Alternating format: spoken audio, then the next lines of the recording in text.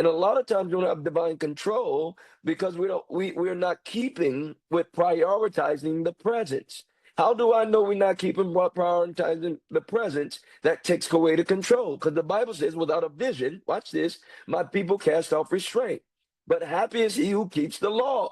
So if we cast off the restraints, that's what's causing us to have no rule over our own spirit. Okay? Like a city broken down without walls. Why? Because we're losing the vision because we're not prioritizing the present. You lose the vision when you don't prioritize the present. And you're like broken down walls that have no rule over his own spirit. Okay? So you have to understand the Bible is saying, listen, training in the spirit. You got to learn your spirit, man. Salvation and faith and learning Jesus is not some church going thing. It comes with that through the package of receiving him. But learning of him is a day-to-day interaction. Learning of him is a day-to-day commitment. It's a day-to-day debt to self. So you can see and learn to live with him. Those who come to God, watch this. He said, listen, if you're going to be my disciple, lay down your life and come after me. So let God give you the luminous of sight so that you understand your direction. All right.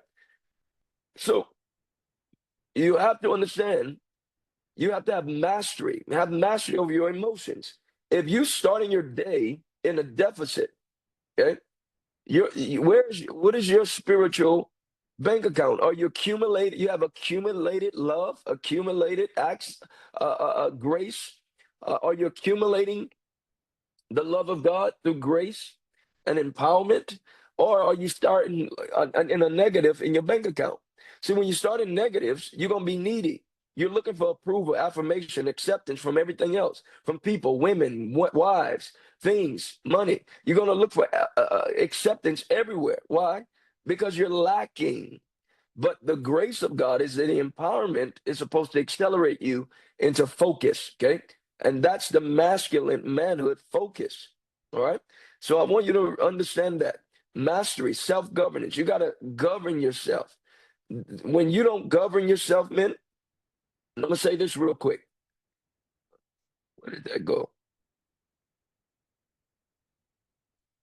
When you learn to govern yourself, you're learning to have emotional control, okay? And that's key for leadership. Everything rises and falls on leadership, all right? And when you're easily frustrated and reactive, that's showing that you don't have spirit-led control, all right? And because you're reactive to everything, you're not watch this, you're not establishing, you're reactive. And you're reactive because you don't know how to establish, okay? So true spirit-led masculinity requires discipline over your mind, body, and spirit, all right?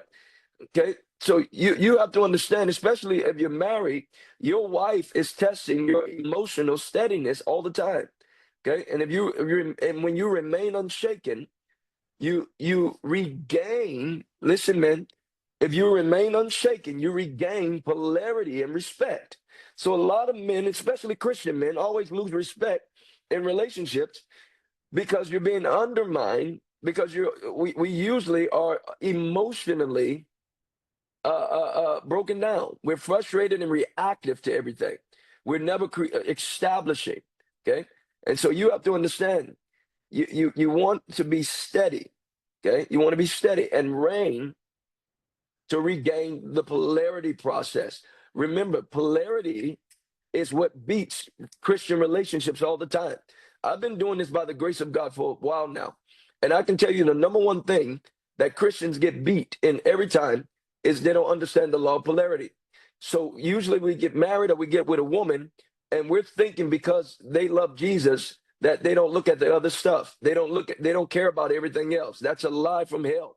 You have to understand that the law of polarity, if you break the law of polarity when it comes to your role and your bodily form of what God created you to be, if polarity didn't matter, why are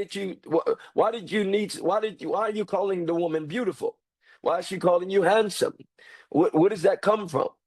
Okay, that's the law of polarity. Why she's seeing something naturally. She's seeing something that can protect her. She's seeing something that can guide her, that can lead her. So those positions are important. It's not, oh well, because she committed to God. You don't want a relationship like that. Well, you're not gonna leave me because you confess that it's for better or for worse, for richer or for poor.